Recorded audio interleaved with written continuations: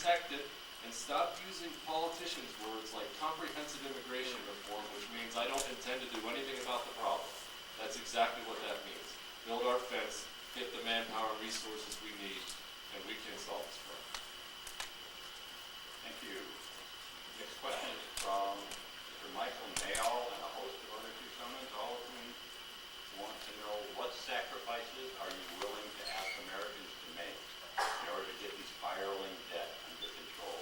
The question goes first to Mr. Matherakis, and it's a 2-minute answer with no rebuttal.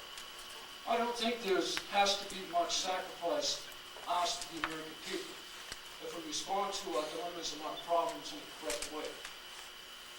And I would say the way that would be to develop healthcare reform in this country in such a way that everyone and all has healthcare. By doing this, we have the proper right kind of plan in this country, there will be no deficit eventually. And again, I want to put emphasis on, we have to clear out the fraud that exists in Medicare, Social Security, and Medicaid. This will save us billions and billions and billions upon dollars. And then we have to get really technological into a capacity and to a level that we're capable of. And we relate this right into the healthcare reform situation again. You've got to clear up the idea of using so much paperwork within the healthcare institution. This is 20% of the cost. Then again, we've got to emphasize clearing up Medicaid, Medicare, what have you. Then I would develop task forces that could interrelate with all the problems we have within the healthcare system.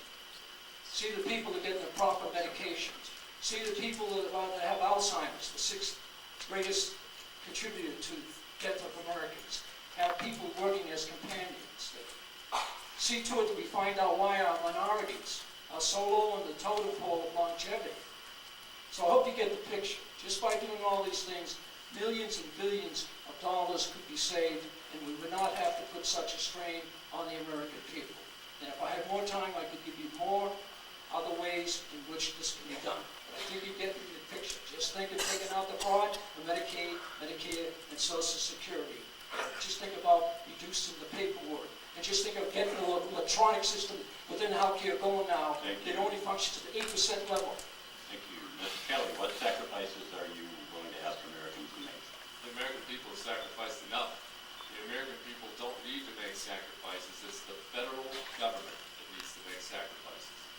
Currently, the rule-making bodies of the federal government cost the taxpayer over $1 trillion a year. You hear me talk all the time about energy, coal, natural gas, solar, oil, everything. We have it all.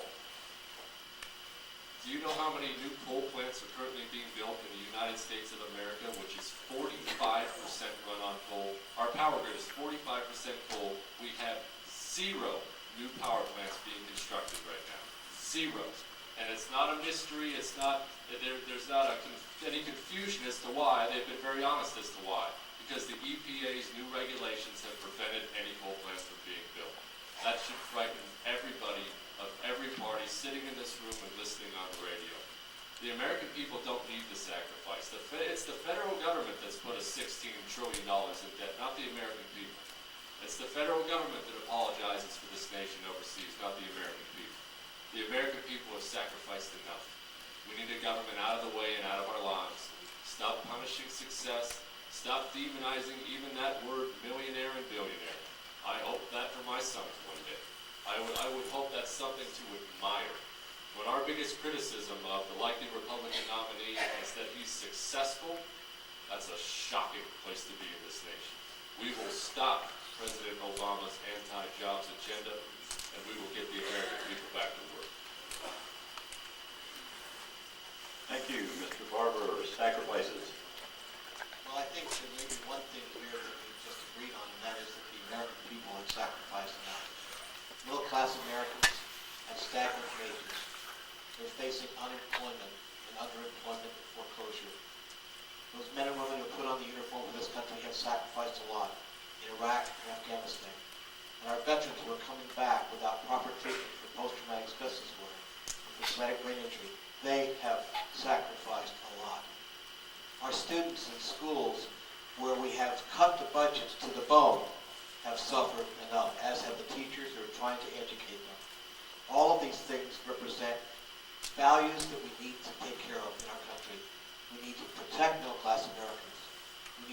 look out for our military, active duty military and their families. We need to make sure that veterans get the services they deserve. We need to make sure that we have an education system that makes America competitive in this technological world.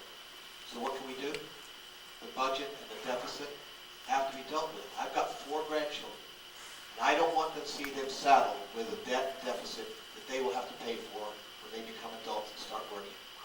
We can go after a lot of things. For example, why is it that the American taxpayer is subsidizing the oil industry at the rate of $40 billion a year when they're making record profits?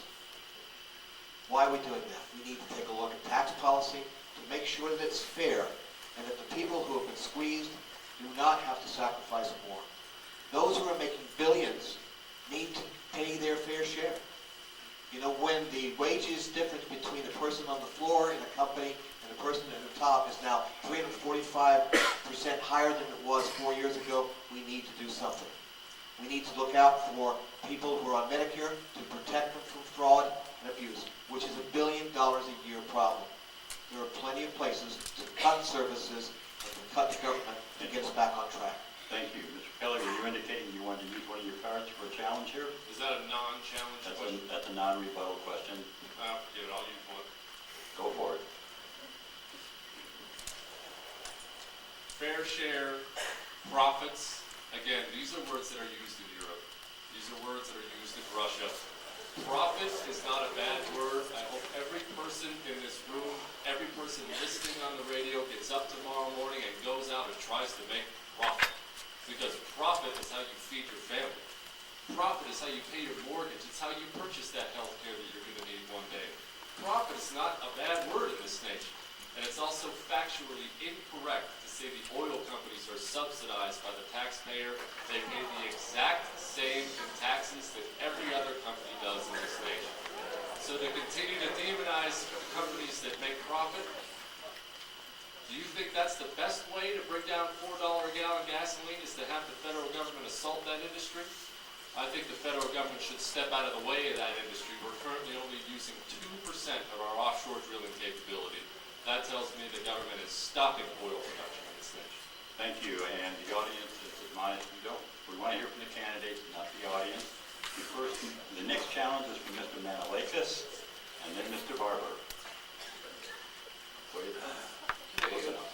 Mr. Barber, it's nice to see you mention fraud here. It's 3/4 of the way into the campaign now, but you never mentioned the word fraud in relation to Medicare. You never mentioned the word Medicaid until I presented it to you at the last debate. Then you said, oh, we're going to talk about Medicaid. So it's really interesting. It seems like you're having a conversion right here on the table. As Jesse Kelly has had 4 conversions in regard to Social Security.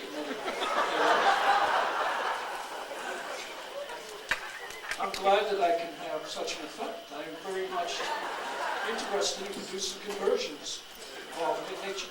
So I think I made my point. You have not mentioned anything about fraud until you heard me. I see you picking up on it. Okay. That's all I have to say. And Mr. Barber, I think it's your card. Charlie, you're a great guy to have around. And all I'd like to ask you is 1 hump or 2.